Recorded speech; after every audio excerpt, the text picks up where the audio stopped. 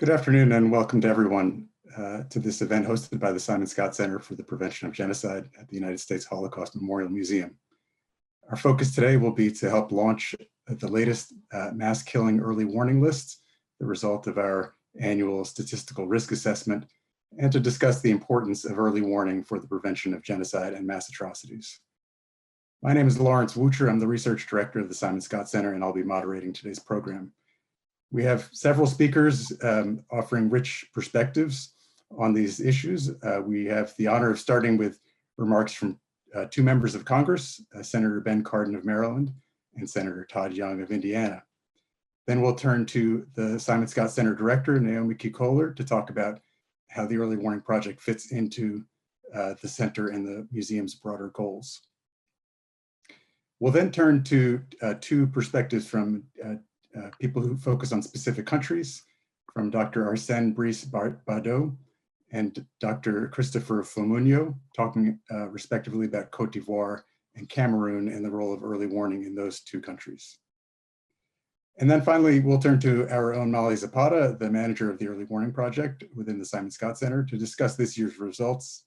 And then we'll have time for questions and answers to Molly about the project and the results. Before we begin, just a couple of housekeeping notes. If we do have any technical difficulties, please just ask for your forgiveness. You will see there's a Q&A function in the center bottom of your screen.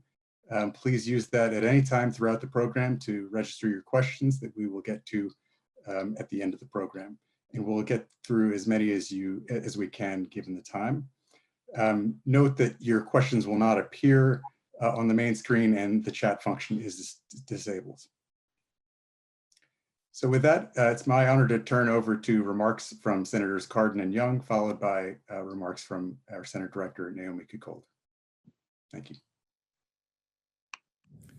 Hi, I'm Senator Ben Cardin from Maryland.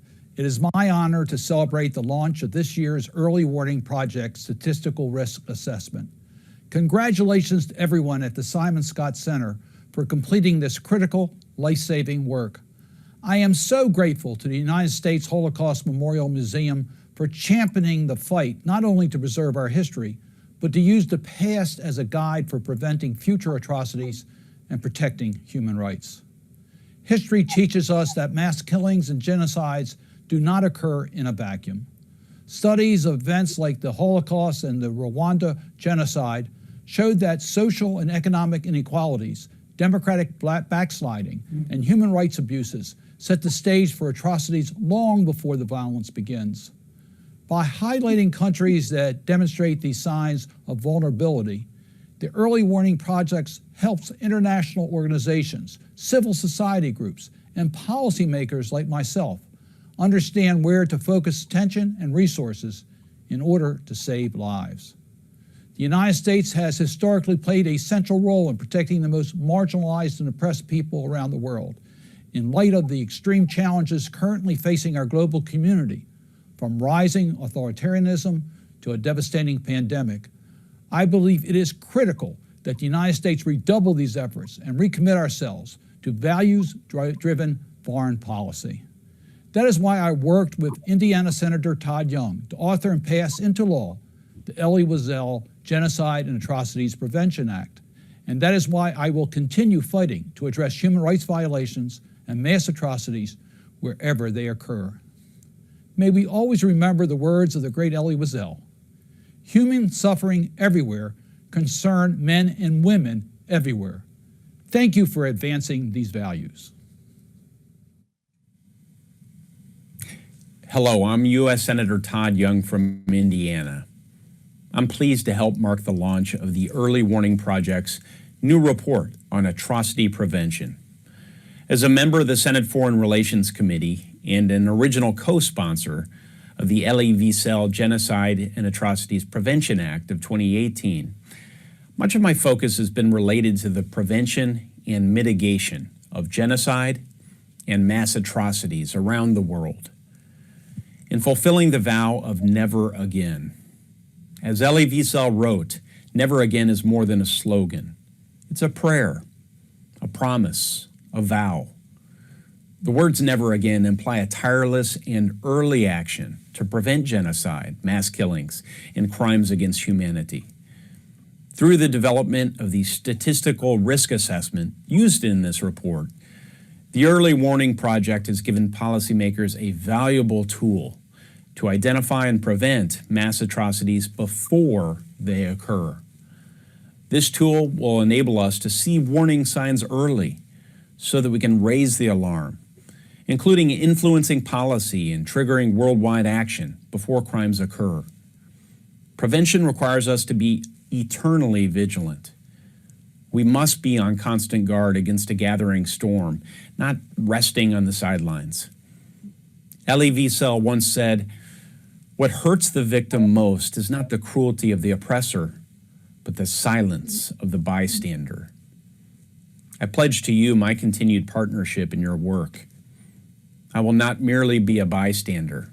I will work with my colleagues to orient our government toward preventing mass atrocities before they occur and to fulfill the promise of never again. Thank you. I'd like to welcome each of you and thank Senator Cardin and Young for their remarks and their incredible support both of our Early Warning Project and of the broader cause of trying to prevent genocide and related crimes against humanity. The U.S. Holocaust Memorial Museum was created to be a living memorial to the victims of the Holocaust. Part of that involves working on contemporary threats of genocide and related crimes against humanity, which has been part of the museum's work from the very beginning. The museum's Simon Skjodt Center is dedicated to stimulating global action to prevent genocide and mass atrocities and to catalyze an international response when they occur. To put this in simple terms, our goal is to try to do for communities today what was not done for Jews during the Holocaust. That means that we need to ask ourselves, as a community of individuals dedicated to saving lives, as a community of conscience, not just what we would have done in 1941 when the mass killings became apparent, but in 1933 and 1938 when the warning signs were mounting and glaring. We know that genocide and related crimes against humanity are not spontaneous. If we take the idea of preventing genocide seriously, we must seek to identify risks before systematic attacks on civilian populations begin, and muster the political will to act when those risks are present. In other words, we must support and use early warning.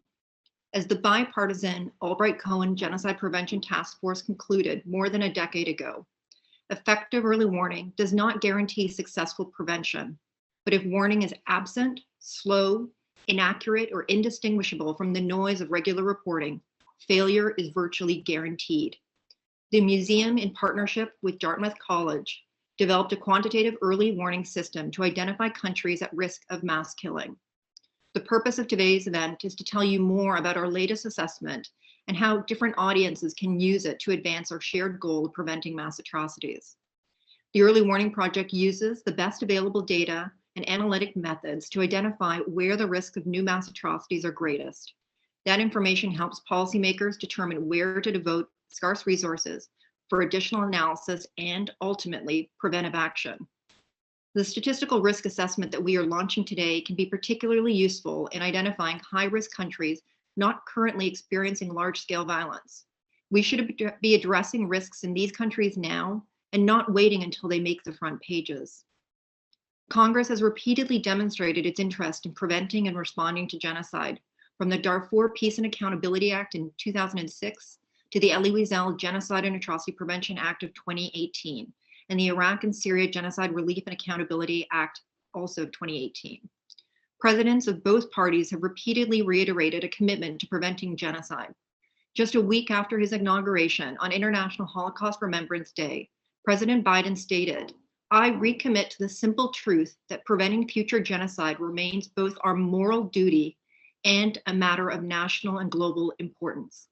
The challenge is to translate this simple truth into concrete action in a complex world. The Simon Skjodt Center serves as a resource to the administration and members of Congress and their staff to help advance this important work. It's now my pleasure to introduce our next two speakers. Dr. Arsène Brice-Bardot is the Vice President for Academic Affairs at the Center for Research and Action for Peace in Abidjan, Côte d'Ivoire, and is a former Simon Scott Center for the Prevention of Genocide Early Warning Fellow. He'll be followed by Dr. Christopher Fumunyo, who is the Senior Associate and Regional Director for the Central and West Africa program at the National Democratic Institute.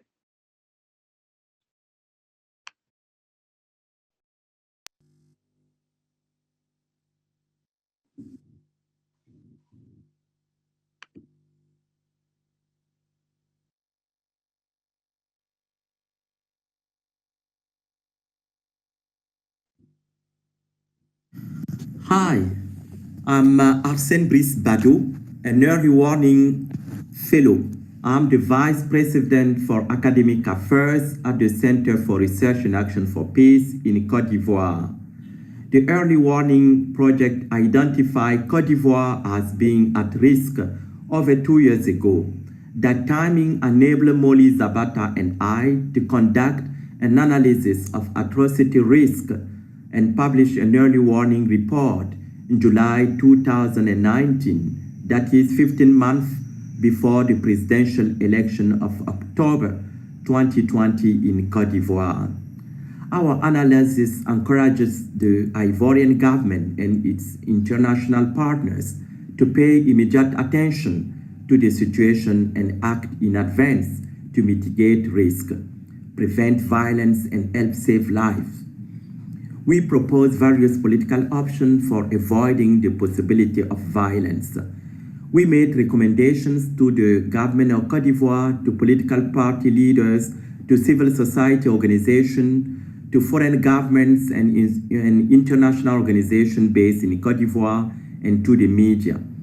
More importantly, to make sure that our early warning message has been heard by relevant policymakers and institutions that could take action to mitigate the risk of violence. Molly, Nicole, and I presented the findings of the recommendation of the report at CERAP in Abidjan, Côte d'Ivoire, at the African Union in Addis Ababa, Ethiopia, at the European Union in Brussels, at the Belgian Ministry of Foreign Affairs in Brussels, at the United Nations Department of Political Affairs in New York, at the U.S. House Subcommittee on Africa in Washington, D.C., at the U.S. Senate Subcommittee on Foreign Affairs in Washington, and at the U.S. Department of State in Washington, and of course, at the United States Holocaust Memorial Museum. We also get the chance to present the reports also in Paris. Several organizations, international organizations, embassies in Côte d'Ivoire, NGOs, and media reached out to us to discuss some of the recommendations. Our early warning report was the most quoted report about the 2020 presidential election in Côte d'Ivoire. It is therefore critical to continue the early warning project at the United States Holocaust Memorial Museum in order to save life by developing rigorous analysis that could prevent mass atrocities.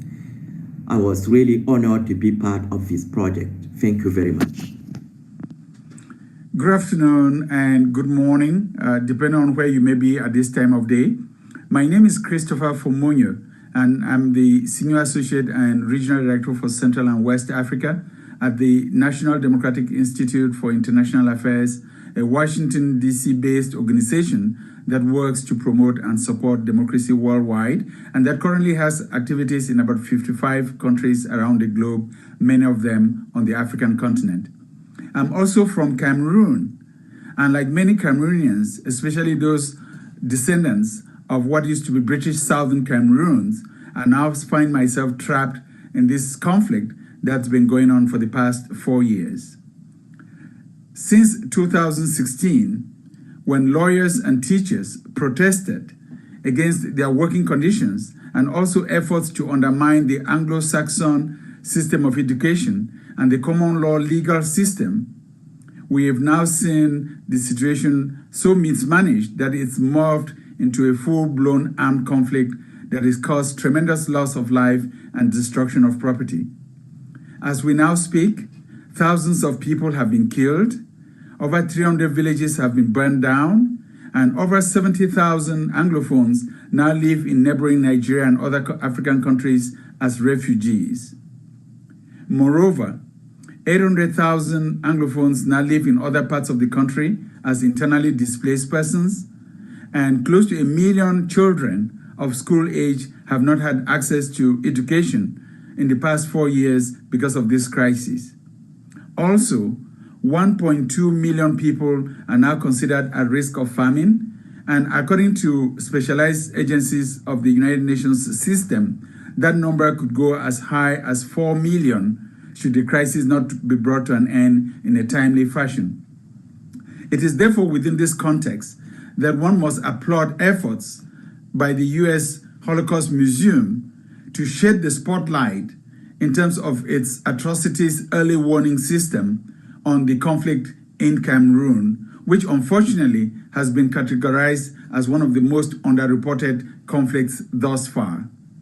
Many Cameroonians and friends of Cameroon now in hindsight recognize that had early warning signs been put out in 2017, that we would not have suffered the number of casualties and destruction that have been done to that country and its people thus far. Also, in the immediate term, it is important that an early warning system be raised to consolidate or reinforce the message that the world, the international community, vowed after the genocide in Rwanda that never again. And so by putting out early warning signals, you draw the attention of policymakers, both in Cameroon and internationally, to the fact that we must continue to commit to the principle of never again.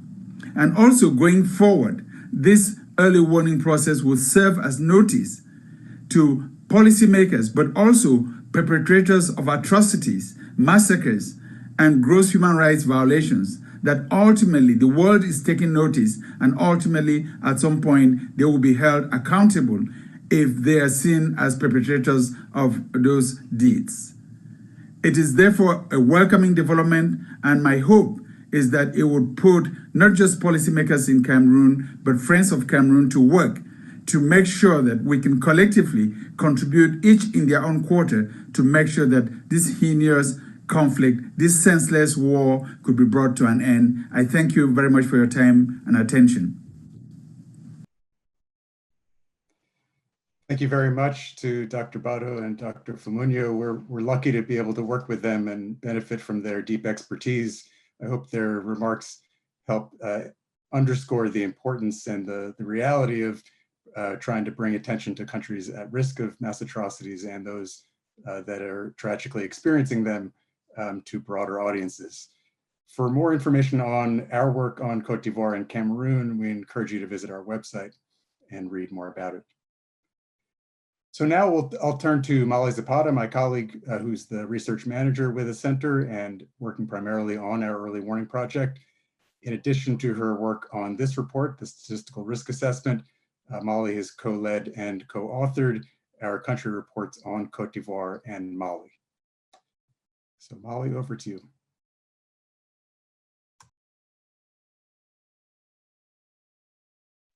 Sorry about that. Thanks, Lawrence. And thank you all for attending today. I'm honored to be presenting this work here. And before we dive in, I want to start out by acknowledging the contributions of the rest of the Early Warning Project analytic team. Doctors Ben Valentino, Chad Hazlitt, Julia Levine, and Vincent Bauer have all contributed to the assessment I'm discussing today.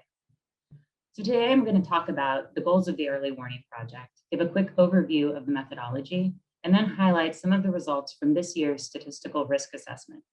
Please feel free to submit your questions as I'm going along. So the Early Warning Project uses multiple methods to spotlight countries where mass atrocities have not yet begun, but where the risk for such violence is relatively high. Our emphasis is on analysis that can inform efforts to prevent mass atrocities, not just respond after the fact. We also strive to advance the science of early warning for mass atrocities. All of our data and methods are publicly available. Everything I'm going to show you today is on our website, and we encourage you to visit it to learn more about this research in any of the countries that we're working on, earlywarningproject.org, and I think there'll be also a link in the chat of the webinar.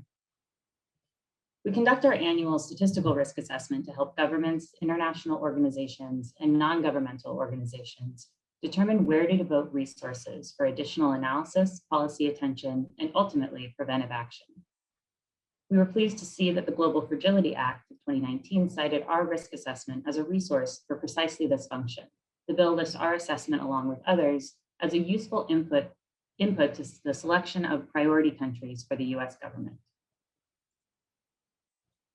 So before we get into the results, I want to talk a little bit about definitions. So first of all, in a big picture sense, we at the Simon Scott Center look at risk for mass atrocities, which we define as large-scale systematic violence against civilian populations. And mass atrocities can include a number of atrocity crimes. They can be mass killings, mass displacement, sexual violence, etc. But for the quantitative modeling, so the early warning project statistical risk assessment, we need a little bit more of a precise operational definition. So we look at the risk for mass killing exclusively. And so we define mass killing as over 1,000 intentional civilian fatalities perpetrated by a group against another group in 12 months or less. It's important here to note that our model is forecasting the risk for new mass killing, not the continuation or escalation of ongoing episodes. So a lot of times people see the results of our risk assessment and say, hey, Syria is not number one, clearly you're missing something here. But that points to what we're trying to forecast. So in the case of Syria, there are actually 2 ongoing mass killings already, one perpetrated by the state and one perpetrated by non-state actors. And so Syria's risk ranking in this year's assessment is the risk that either the state begins to target a new group of civilians or that a new non-state group emerges and kills over 1,000 civilians. And it's just statistically significantly less likely that a country will have 3 ongoing mass killings at any given time.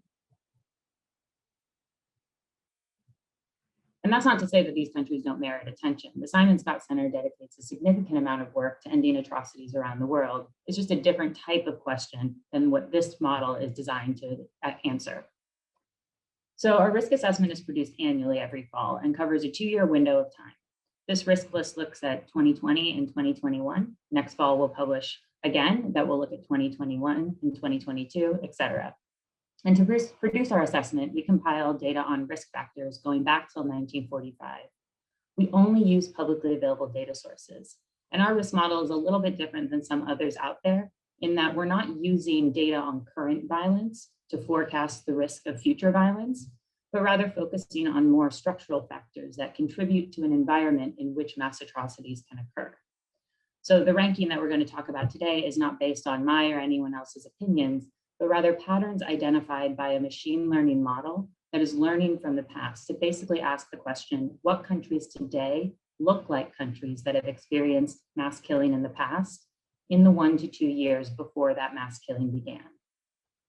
It's also worth noting that our model is not causal. By that, I mean that the variables identified as being useful predictors to the model are not necessarily directly contributing to mass killing.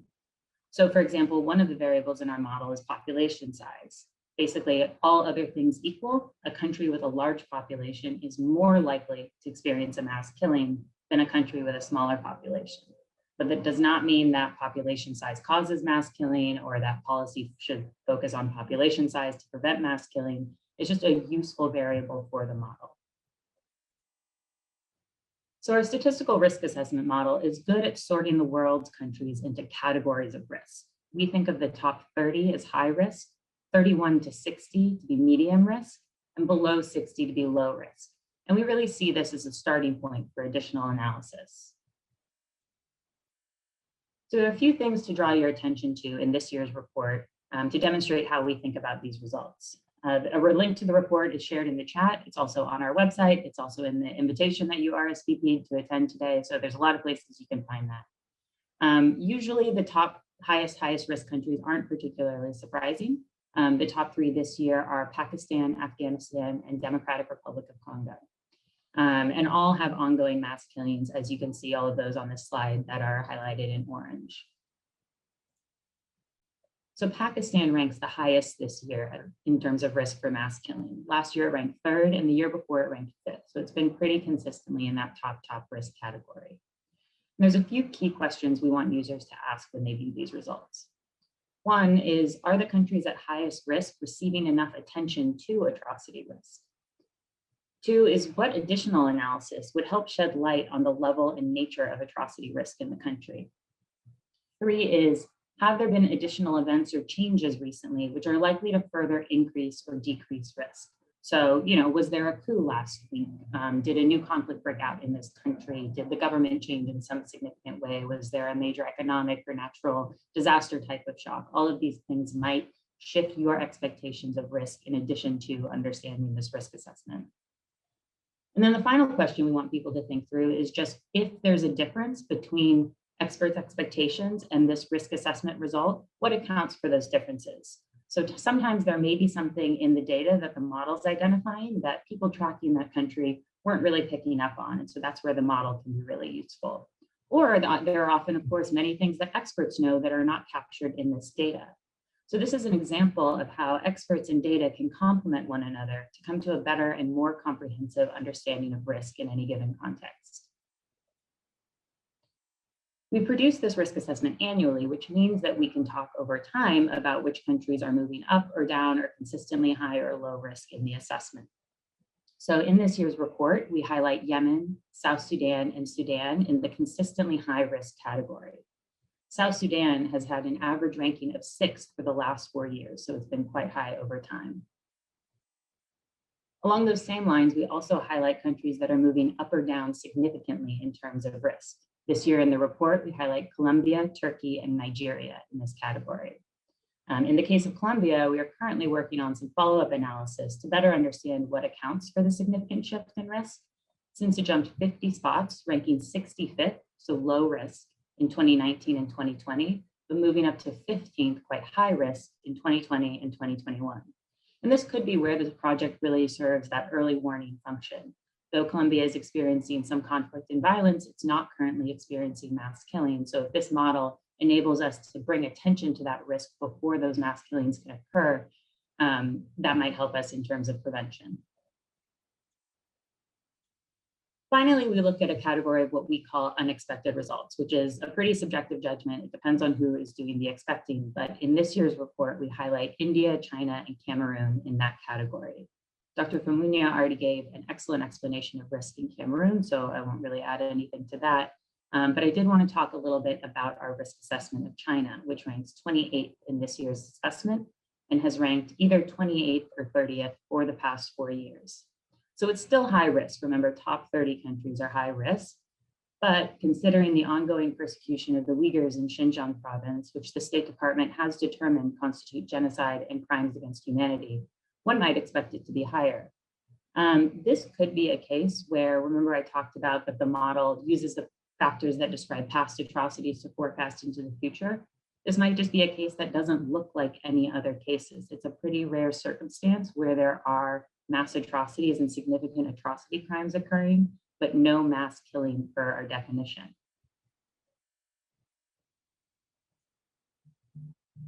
So to close, what do we want you to do with this information? So from a congressional perspective, Congress plays an important role in atrocity prevention.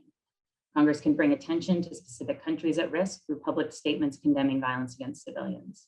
It can also use its role in oversight and provision of resources to monitor the implementation of the Elie Wiesel Act, to ensure foreign defense and development budgets reflect the risk level in key countries and regions.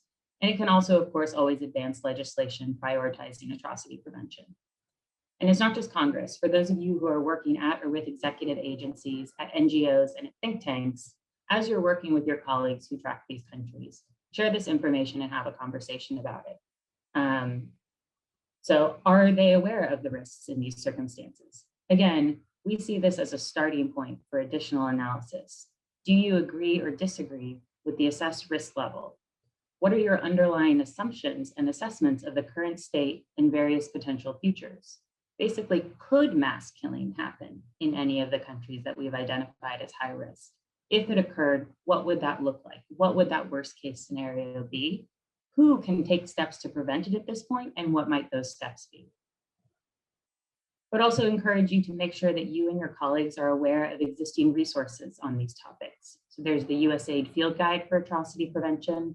There are multiple atrocity prevention trainings, and also the State Department USAID Atrocity Assessment Framework, which is what we use when we do in-depth country assessments, such as what Brice talked about on Côte d'Ivoire. All these useful tools are out there so that along with our early warning project risk assessment, we can collectively better prevent mass atrocities. So I'll conclude there. Thank you for your attention. And at this point, we welcome your questions.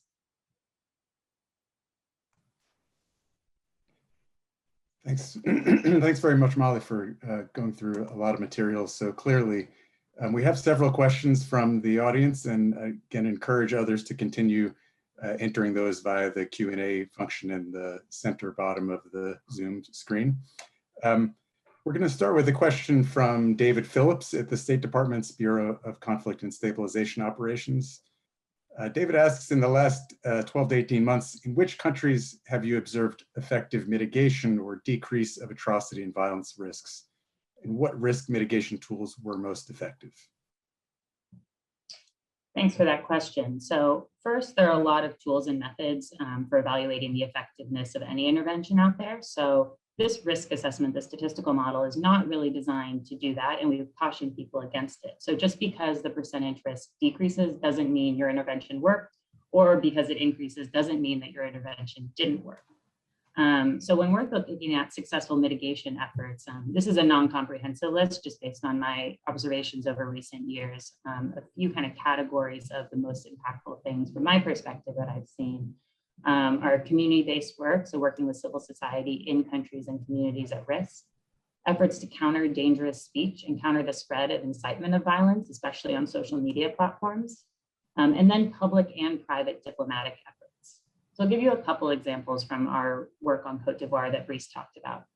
So we published that research 2 years before the elections, which we had identified as a potential triggering event for mass atrocities. That got people within the Ivorian government and national human rights bodies and NGOs talking about risks early and preparing for this upcoming event that might trigger violence. We know that from an international engagement perspective, there was some increase to programs encountering dangerous speech in that time period. And also closer to home for those of us in DC, and especially those on Capitol Hill, the House introduced a resolution on Côte d'Ivoire this past fall, which was noted significantly in the country. So that signaled that the US government, that foreign actors were watching and cared to make sure that this election went forward nonviolently. These are just a few examples, certainly not comprehensive. And though there was some violence around the elections in October, there were not mass atrocities. And that is not to say that our work prevented those by any means, but to exemplify that a relatively small amount of effort, these different interventions weren't massive, can make a significant difference at times in countries at risk. Great, thanks, Molly. We have a question from the U.S. Agency for International Development from Elena Tanzi, asking about how our assessment compares with other metrics referred to in the Global Fragility Act. You mentioned that we're cited specifically there. This is a question we often get, is the sense that there are lots of lists out there. How does ours compare? How is it similar? How is it different? Yeah, so the Global Fragility Act has the goal of stabilizing conflict-affected areas and preventing violence globally. And it requires the selection of priority countries, as I referenced in my remark, for global fragility initiatives by the US government. And so the Early Warning Project is one of the lists identified for selecting countries at risk. And it is interesting looking at this kind of collection of risks, because there are a lot of similarities. If you look at the top 30 highest risk countries across all these lists, there's a lot of overlap, but there are some notable differences. So if you look at this year's risk assessment, Pakistan is #1 in our risk list, but it didn't even make the top 10 in the OECD States of Fragility report. In our risk assessment, India ranks 5th this year and Turkey ranks 8th. But it is 68, those countries are 68th and 59th in the Fragile States Index. So I'm not saying this to put these lists head to head and say one is right or one is wrong, but rather that all of these lists are measuring slightly different phenomenon. And so you have to look at kind of the collection entirely if you're trying to affect change in terms of fragility, which is an incredibly broad kind of category of conflict and violence issues. Excellent. We have a couple of questions relating to social media and expressions of hatred or other kinds of incitement in the media. So Molly, could you say, is that a factor that we use in the statistical model? One of the questioners in particular was pointing to India, where there's been a noted increase in kind of hatred circulating through various kinds of media. Yeah, so we don't use data on dangerous speech or media in the model, and that is in part a data limitation. So I talked about how we use data going back historically until 1945. So for data to be included in our model, it needs to cover all or most countries in the world, be annually updated, and go back at least until 1989, but ideally until 1945. And those data sets just don't exist on social media for very obvious reasons. However, that's not to say that we do not think about that in terms of atrocity risk. So increasingly, that's becoming an important factor when we're doing these follow-on analyses. So if a country is identified at high risk, the case of India is a good example, ranked 5th in this year's risk assessment. If we were doing follow-up research on that, I think an entire category of analysis should be focused on dangerous speech and how that speech is spreading. I think that was something also, just go back again to the Cote d'Ivoire example, we looked at not just the speech of individuals, various Facebook users across the country, but also of leadership and the types of things that they were signaling via social media, I think can be incredibly important when you're looking at a case of atrocity risk. Molly, we have a couple of questions that ask about the Democratic Republic of Congo, which, as you noted, is very high on our list this year, as it has been for several years. And the gist of the questions are, how do we explain a case like the Congo, which we continue to assess as being at very high risk, as others do, but it seems like it's not raising attention that's commensurate with that level of risk? Yeah, that's a tough one. So assessment is only the first step towards atrocity prevention, and ultimately you need policy interest and policy response as the follow-up to that assessment. And this risk assessment tool can be used to try to generate that response, but of course it's only one input and there's a variety of factors that policymakers are balancing. I think in cases like the DRC, there's what I would call an interest fatigue. It's been so high risk for good reason for a very long time. And I think it can be analytically difficult for people who are following the country to identify narrow moments of heightened risk. So if you take it as a given that, okay, this country is high risk, you're paying medium attention, when do you increase that attention to risk? And especially in somewhere like DRC, which is such a large, complex country with so much going on. But to leave you with something slightly more proactive, I don't think we've tried everything in terms of atrocity prevention in DRC and in many other countries that are in this consistently high risk category. And in the DRC, as far as I know, no one has conducted a full qualitative risk assessment in recent years. So we know it's high per the statistical model, but how much follow-on research are we really focusing on understanding what that risk looks like in the context? So, how are current risk dynamics playing out on the ground? What parts of the country are higher risk than others? What are the policy opportunities right now? And what are the current preventive options? So if you look at that kind of 1,000-foot level, it just looks high risk and high risk over a really long time. But if you dig a little bit deeper down, that might point to what policy opportunities are there that maybe weren't there 5 years ago or 10 years ago, or how the conflict has shifted in significant and different ways. It just takes a little bit more, kind of a few steps of research to understand those. Got a question about whether we include any pandemic-related factors in the model. Of course, 2020 was a year of significant change with the COVID-19 pandemic. So do we include any factors related to the pandemic or its effects in the model now, or do we have plans to do that in the future? So we don't explicitly. This year's risk assessment is looking at forecasting risk into 2020 and 2021. So it's based on data from 2019. And that's pretty common in these types of models. So you have to wait until a calendar year ends for the various sources to compile the data, to analyze it, to forecast into the future. So it's kind of a rolling forecast of risk. So actually in this year's model, data about COVID-19 wouldn't be captured. because it hadn't occurred when the data was collected. However, I think there are a few things that in next year's model, especially, we'll be looking at to see if and how COVID shifted risk. So it's not that we have COVID specific variables, but I think when we're looking at risk for violence and risk for conflict worldwide, it's not COVID itself, but the way states handle it, the level of different, more repressive measures that we've seen as a result of COVID, economic factors, significant economic shifts that have occurred as a result of COVID. Things along those lines may change the risk in meaningful ways, but it has yet to be seen. We have a few questions about the data sources that we use and the potential limitations that places on the results. I think part of the question seems to be when we have reason to suspect that governments may be shielding accurate information from getting out about what's going on in their countries, as in, for example, China in Xinjiang. And so what do we do when we have those kinds of suspicions that the data may be inaccurate?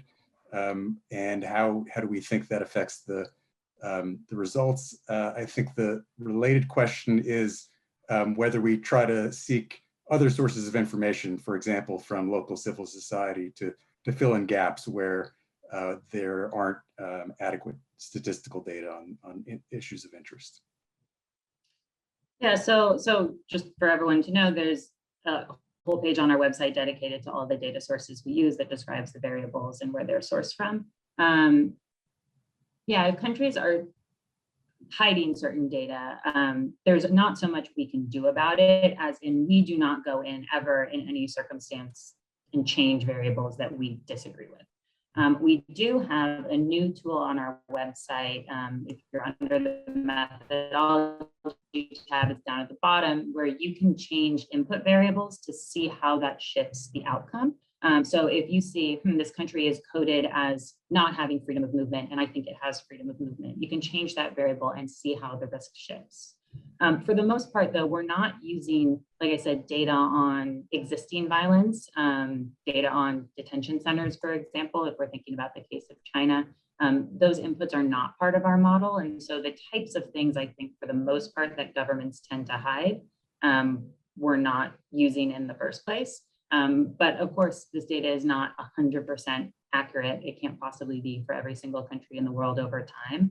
And that's why we're also so transparent with the data we use and how we process it, so that if you're looking at it and you see something you disagree with, you could try changing that variable and seeing a new outcome, or go seek different information elsewhere. Information on the ground is captured in the model, but we're not the ones capturing it. So the only data set that we create ourselves is the data set on ongoing mass killings, so where mass killings are occurring around the world. And everything else we use is from other sources. So those other sources may be working with civil society in countries, like the Varieties of Democracy data set has, I think, 5 expert coders for every country or something along those lines. So they may be working with country-based experts to code their data, but we are not working directly with them since we're kind of secondary users of the information. Very good. So there's a question about that points out that the recent events in Tigray and Ethiopia have seemed to have caught many by surprise. So I think the first question is, how has our assessment ranked Ethiopia in recent years? But more generally, how does our model learn from events over time? It's a good question. So Ethiopia has been ranked consistently high risk in our model over the past few years. So in last year's risk assessment, it was ranked 10th. In this year's risk assessment, it's ranked 9th, and its lowest ranking ever was 32nd a few years ago. So we have been tracking Ethiopia over time in terms of being high risk. However, that is not to say that, of course, there's the next step of people paying attention, of policymakers, focusing on and figuring out where those risks might come into play, and then also taking steps for prevention. And so it's not just that it was high risk and we missed something, very good efforts may have been put in that prevented other atrocities, but did not prevent the ongoing violence. So going to the second part of that question of how our model learns over time, the model does adjust. So like I said, it's a machine learning model. It learns from all available historical data. to forecast into the future. So that means each year, as a new year has gone by, we put that new data into the model. And so as contexts change in which atrocities occur, our model will weight the variables differently based on what it's learned from the next year of data, adding that on to the entire history of data. So I think if you ran our model, imagine it's 1999 and you ran our model, the countries that would be highest risk then would be different than they are now in 2021, because what mass atrocities look like has changed over time, and the countries in which they occur has also changed over time. So the goal is, of course, that the model kind of catches up with current affairs, but there's probably a bit of a lag time just because it's learning from so much historical data. We have another question about whether we use particular kinds of data. This one focuses on data on sexual or gender inequalities or other factors related to sex and gender. So I think the first question is, do we include any such data? The other part of the question is just acknowledging that the norms relating to sex and gender vary across countries. So how do we deal with the kind of complexities when you have cultural norms differing across countries when we're doing a global assessment? Yeah, these are good questions and come up quite a bit. And I think looking to the future, I hope that a few years from now, my answer will be different. So currently in our model, only one of the variables is disaggregated by sex. So we have freedom of movement for men and freedom of movement for women as different variables. The source for that is the Varieties of Democracy data set. Everything else is pretty high level and so isn't disaggregated in that way.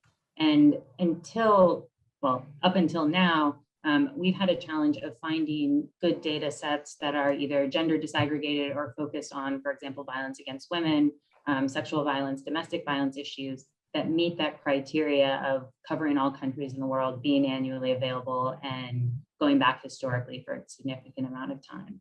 I think there's a lot of really great efforts underway, and one of our goals for this year, looking ahead to the next risk assessment, is to find a way to incorporate some of that data, but it isn't currently captured in the model.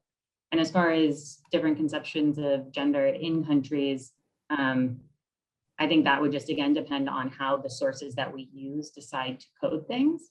But if that's particularly significant in a high-risk country, that would be something that would, again, come out in the qualitative assessment. So even though right now we don't have gender-based data in our model, when we're doing these risk assessments and conducting field research on a country, the gender dynamics of the conflict are critically important to pay attention to, and something that we specifically ask questions about in those analyses. So just because something isn't in the model isn't to say that we don't think it's important or we're not looking at it. It's often, as I kind of keep saying about these different variables, based more on data limitations than anything else. Molly, you highlighted that one of the types of countries we look for are those that have changed significantly from one year to the next. We have a couple of questions that ask about specific countries. For example, one is asking about Colombia and what explains the major change in Colombia's risk assessment. So what can we glean from the statistical assessment, and what other ways are there to probe that question more deeply? Yeah, so that is the part where I tell you to go check out our website. Every country has its own page. There's a little search bar in the top right. You can select your country and you will see the current data, the risk assessment over time, and you can also go back to previous reports and look at the historical data in those cases. And so I can't tell you right now why Colombia is higher risk than last year. We can look into the data and say these variables were coded differently this year than last year. But that's not necessarily directly going to tell you what's going on in that country. And so, like I said, in the case of Colombia, we're doing a follow-on analysis, talking to a few experts, and hoping to publish a brief in the coming months to better understand what shifted in terms of risk. But that type of question comes up a lot, and that's why we want to make all that information publicly available. We have an interesting question that I think gets at the more expansive concept of early warning and thinking about the different audiences and types of early warning. The question is, how does this kind of early warning assessment contribute to helping at-risk households and communities prepare for the possibility that violence will prove unstoppable and they will need to try to deal with it themselves?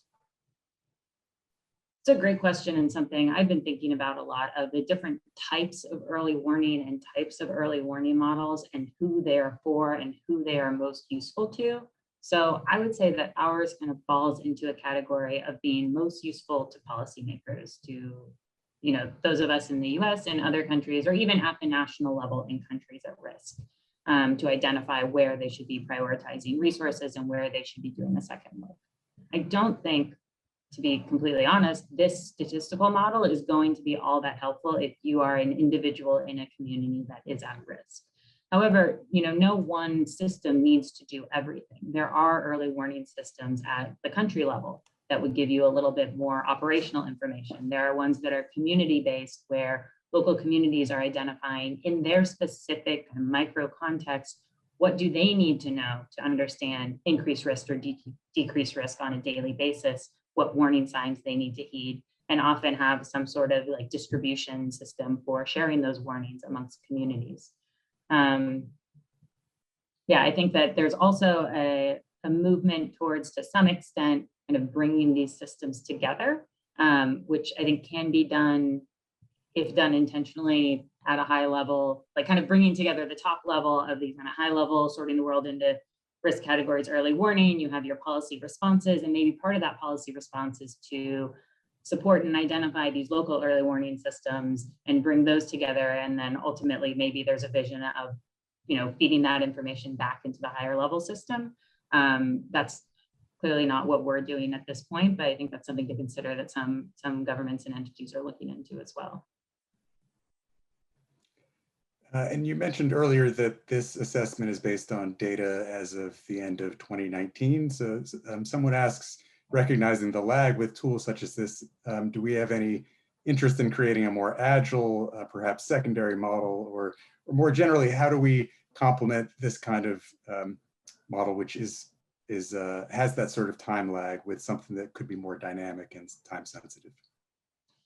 Yeah, so we as a project have experimented a bit with crowd forecasting. And so using wisdom of the crowds, basically polling large groups of people to understand real-time risk at a given time. So we were working with Good Judgment Open, which is a project that enables people to forecast risk, updating their assessments daily or weekly or monthly, kind of as events occur, to give us a little bit more of a real-time picture. It's more of an experimental methodology. We're currently analyzing the results of a few years of that work to determine if and how it can be more useful.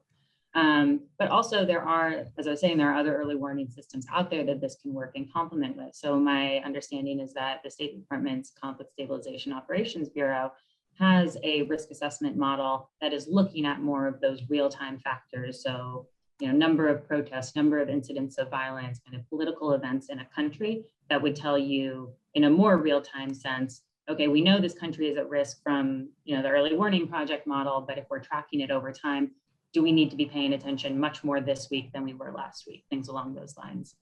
So I think that there's a lot out there that can work in complement, as long as you kind of think of them all together. Great. A question from somebody working on looking at mass violence specifically in cities and urban spaces. So I was curious if we use or see any city-specific risk factors that could play a role in ongoing mass killings as we see increasing urbanization around the world. That's a good question, and I can't think of any precisely off the top of my head. I mean, I think when I've done country-specific work, we tend to see, places with high population density as being at higher risk for the obvious reasons of more people are more easily accessible. But beyond that, I think that that's a stream of research that if you look into, let me know, because it'd be interesting to understand that part a little bit better. Great. There's a question about the particular fluctuations in Cameroon over the last few years and how we understand those dynamics and then help leverage that assessment to inform policy. I wonder if I could maybe add and broaden that a little bit. Knowing, Molly, that you've been having lots of conversations with policymakers and people within the State Department and elsewhere who are tracking specific countries, wonder if you might just illustrate a little bit for folks what those conversations are like when you're briefing people who tend to be really deep experts in a particular country, or certainly focused on everything happening in one country as opposed to a phenomenon globally, and how those conversations can be constructive and maybe what some of the challenges are. Yeah, so I think when I go into those discussions, my perspective there is not being a country expert, right? Like someone who is working for the State Department for USAID and spending all day, every day focused on their country is automatically going to know way more about what's going on there than I will. And so when I do those presentations and discussions, I try to structure it around the questions that we should be asking, and specifically make them forward-looking. So going through the atrocity prevention frameworks that we use and asking questions like, well, who's committing violence now? Who could commit violence in the future? Or what could change here that would lead this to increase or decrease? What would change in the calculations of the government that might lead them to target civilians? Or what might change in the calculations of a rebel or insurgency group that would lead them to begin to target civilians in a large scale, things along those lines. And then also bringing in kind of known triggers or external factors that might impact risk in a significant way that might not be something that if you're spending all day, every day thinking about a specific country, you would be thinking about.